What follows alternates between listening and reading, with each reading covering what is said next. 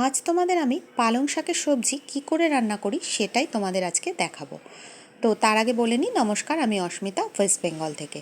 পালং শাক হলো এমনই একটা সবজি যেটা কিনা শীতকালে নিরামিষ আমিষ পদগুলির মধ্যে সুন্দর একটা পদ, ভীষণ তাড়াতাড়ি হয়ে যায়, খেতেও বেশ ভালো।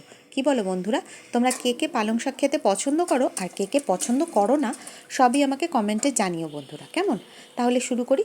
প্রথমে আমি কড়াইয়ে অল্প তেল দিয়ে বড়িগুলো ভেজে নিয়েছিলাম। এগুলো হচ্ছে বিউলির ডালের বড়ি।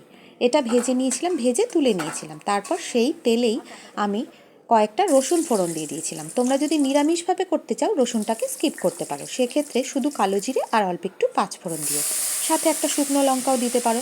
তারপর সবজিগুলো যে কেটে রেখেছিলাম টুকরো করে, শিম, আলু আর বেগুন। আলু বড় সাইজের আলু হাফ দিয়েছিলাম, আলুটা খুব কম পরিমাণে দিয়েছিলাম। এর মধ্যে আছে শিম, আলু আর বেগুন। তোমরা চাইলে অন্য সবজিও অ্যাড করতে পারো পছন্দ মতো। আর নুন, হলুদ আর সামান্য চিনি দিয়ে আমি এটাকে খুব ভালো করে ভাজা ভাজা করে নিয়েছিলাম। তারপর ভাজা ভাজা করার পর আমি যে পালং শাকটা কেটে রেখেছিলাম সেই পালং শাকটা এর মধ্যে দিয়ে দিয়েছিলাম।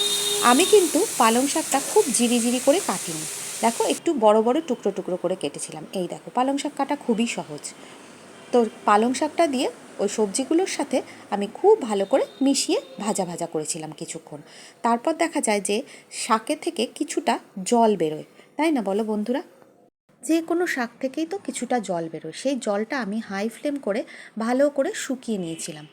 ভালো করে হাই ফ্লেমে এই যে জলটা, এই জলটা আমি শুকিয়ে নিয়েছিলাম। পুরো শুকনো শুকনো প্রায় হয়ে যাবে, একটু সামান্য জল থাকবে। সেই পর্যায়ে আমি দিয়ে দিয়েছিলাম এর মধ্যে একটু জিরে, আদা আর গোলমরিচ বাটা। তোমরা চাইলে এমনি প্লেন রুটিন মশলাও দিতে পারো, বাটা মশলা ছাড়া, জিরের গুঁড়ো, ধনের গুঁড়ো, হ্যাঁ, গোলমরিচ গুঁড়ো, এটাও দিতে পারো, তাতেও খুব সুন্দর হয়। তারপর আমি দিয়ে দিয়েছিলাম এর মধ্যে বড়ি ভাজা। তোমরা বড়ি ভাজাটা আগেও দিতে পারো মশলার, আবার পরেও দিতে পারো। এই বড়িটা ভালো করে সুন্দর করে সেদ্ধ হয়ে যাবে, তাই জন্য আমি আগেই দিয়েছিলাম। তারপর এই মশলাটা দিয়ে ভালো করে বড়ি, সবজি, পালং শাক একসাথে খুব সুন্দর করে কষিয়ে নিয়েছিলাম। এখানে একটা কথা, তোমরা যে বড়িগুলো একেবারে গুঁড়ো গুঁড়ো করে সব শেষেও দিতে পারো, তাতেও কিন্তু খেতে বেশ ভালো হয়। এরপর আর কোনো কাজ নেই, 5 মিনিট ভালো করে হাই ফ্লেমে ঢাকা চাপা দিয়ে রান্না করলেই রেডি পালং শাকের একটা সবজি। এটা বললাম না, শীতকালে নিরামিষ আমিষ সব পদের মধ্যেই একটা দারুণ একটা পদ।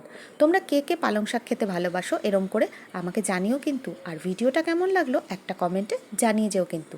তোমাদের একটা কমেন্ট আমার জন্য খুব জরুরি, সেটা তো তোমাদের আগেই বলেছি বন্ধুরা। এই দেখো, পালং শাকের সবজিটা একেবারে রেডি। খেতে কিন্তু এটা খুব ভালো হয়েছিল। আমার শ্বশুরমশাইয়ের ভীষণ পছন্দের একটা পদ এটা। এটা আমার শাশুড়ি মা এভাবে করতো, মাও এভাবে করতো, তাই আমিও পালং শাকটা এইভাবেই করি। কালকে পালং পনির করেছিলাম, তার থেকে কিছু পালং শাক বেঁচে গেছিলো, তাই দুটো পদই আমি কাল করেছিলাম। তাই সেই ভিডিওটাই আজকে তোমাদের সঙ্গে শেয়ার করলাম। তোমরা সবাই খুব ভালো থেকো, সুস্থ থেকো, আর শুভ দুপুর সবাইকে। আজকে তোমাদের দুপুরের মেনুতে কি আছে আমাকে কিন্তু জানিয়ে যেও বন্ধুরা, কেমন? আর আমার রিকোয়েস্ট, এইভাবে পালং শাক রান্না করে তোমরা একদিন খেও, কেমন? টাটা।